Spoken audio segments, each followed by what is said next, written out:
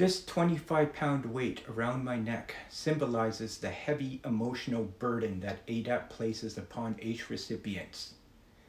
ADAP threatens our very real psychological need for security and stability. That is why we are increasingly terrified, stressed, and anxious as the transition from AISH to ADAP approaches. Why must we bear the weight of a future that is even more difficult, more uncertain? I do not want to bear the weight any longer.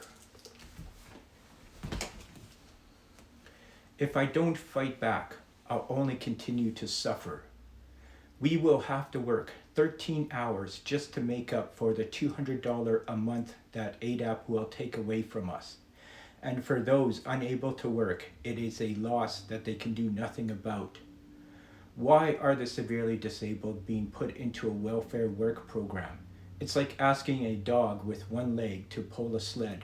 Maybe it can move at a short distance, but at some point it simply becomes cruel.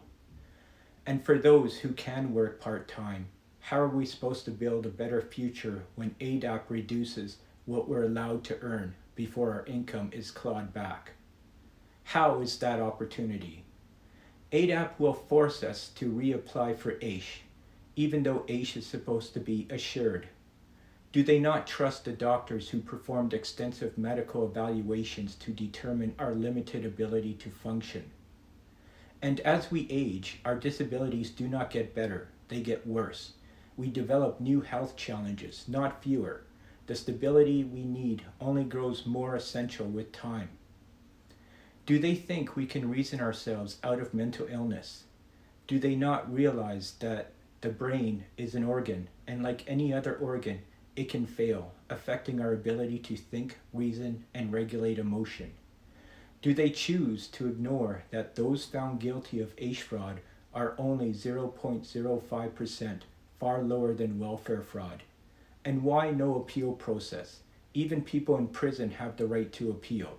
Why not the disabled community? We all know that many of us had to appeal just to get onto AISH in the first place.